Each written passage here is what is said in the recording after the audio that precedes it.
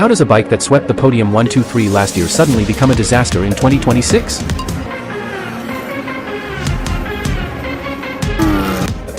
In Thailand, Aprilia took the crown, and the mighty Ducati GP26 struggled just to survive. Was it bad luck, or has MotoGP 2026 been secretly re-engineered to stop Ducati's dominance? Stay tuned, because Marc Marquez just revealed a technical detail that changes everything.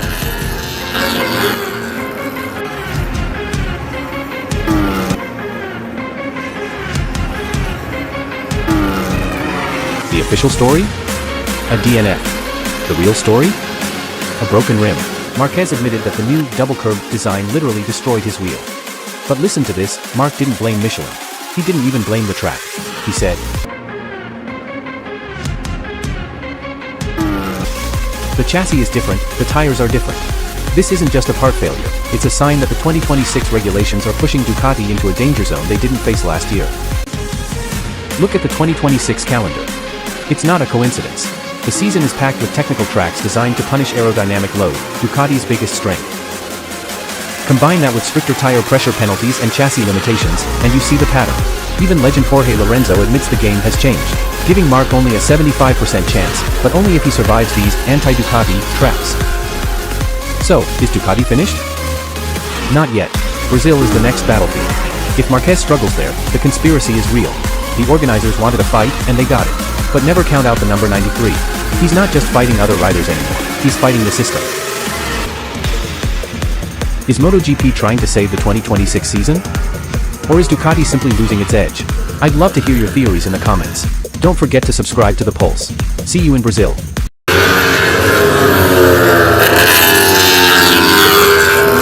For the 2026 MotoGP seasons, the majority of teams will continue to use forged magnesium wheels supplied by the world's leading racing component manufacturer.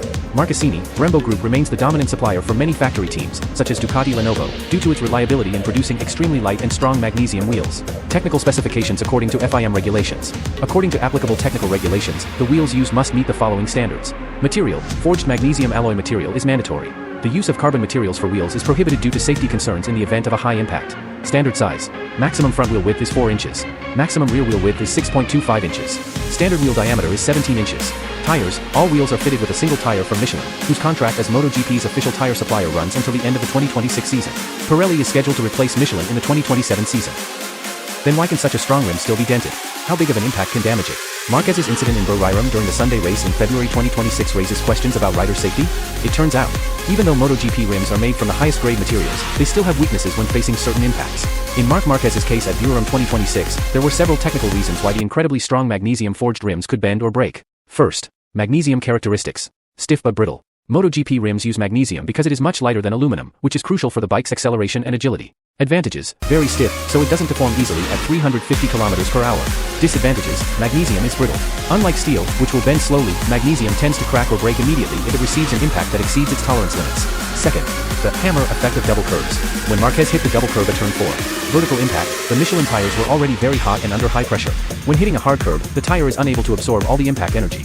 Energy transfer: the remaining impact energy is transferred directly to the rim lip. Imagine hitting the rim with a sledgehammer while it's spinning very fast. Its kinetic energy is multiplied many times over.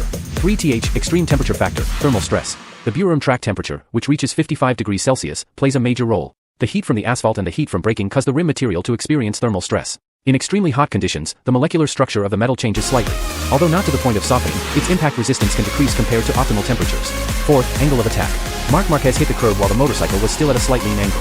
At a lean angle, the load is not absorbed by the strong center of the rim, but by the rim lip, which is the thinnest and most vulnerable part.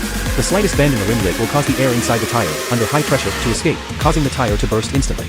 And fifth, material fatigue. Although MotoGP wheels are routinely inspected using X-rays for hairline cracks, the workload in MotoGP is extremely demanding. The impact at Buram may have been the final straw for materials already experiencing fatigue after thousands of laps throughout the testing and racing season. The racing world came to a standstill.